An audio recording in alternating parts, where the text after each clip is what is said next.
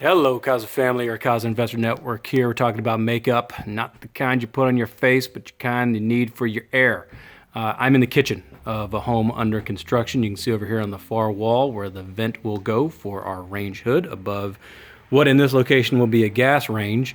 And if you're not aware, in most jurisdictions, at least here in the DC metro area, anytime you intend to install a hood of over 400 CFM, that's cubic feet per minute, of air that's moved by the hood.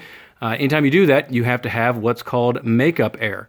And what that entails is a secondary fan, which is boxed in over here and will get installed later, that vents to the outside that draws air in from the outside of the house whenever the fan over here is pumping air out from the inside of the house. The reason for that is that in your modern homes, like this one, that are all very well insulated with tight roll and spray foam and blown insulation in the attic.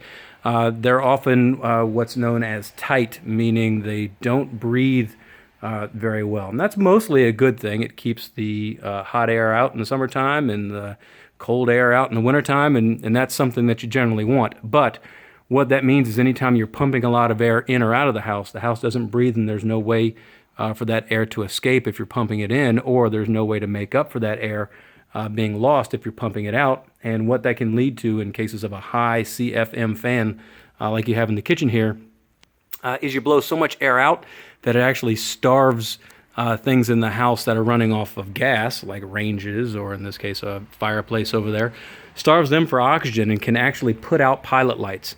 It can even suck CO2 and carbon monoxide in from appliances and in from fireplaces and water heaters and things like that, because you blow so much air out of the house that it's got to come from somewhere, and it just comes out of the atmosphere of the house and snuffs out pilot lights, and it's a dangerous situation. So the way that you balance for that is whenever you're blowing a lot of air out, you have to suck a little bit of air in to make up for it. So this fan gets installed usually within so many feet of the other fan, but definitely it's got to be at least in the same room. So we try to pick somewhere where it's relatively inconspicuous, because it will be another fan running whenever the fan is running over the range. The good news is you've got one fan going, so a second fan doesn't usually make too much more racket, but every once in a while you hear the kind of doors, the vents opening up, and they kind of bang around a little bit, and you have to adjust them to make sure that they're as quiet as possible.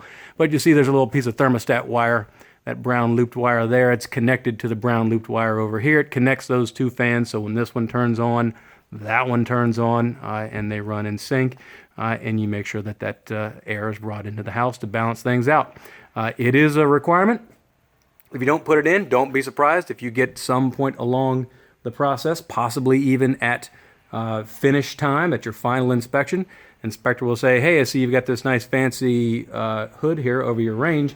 How many CFMs is that? And if it's over 400, where's your makeup air? You don't want to be having to cut this kind of thing in after the fact. This goes, by the way, for renovations as well. So if you're renovating a kitchen and putting in a 400 plus CFM range hood, be aware that you would be required to put the makeup air in that case as well. So something to be aware of. Get it right. Don't snuff stuff out.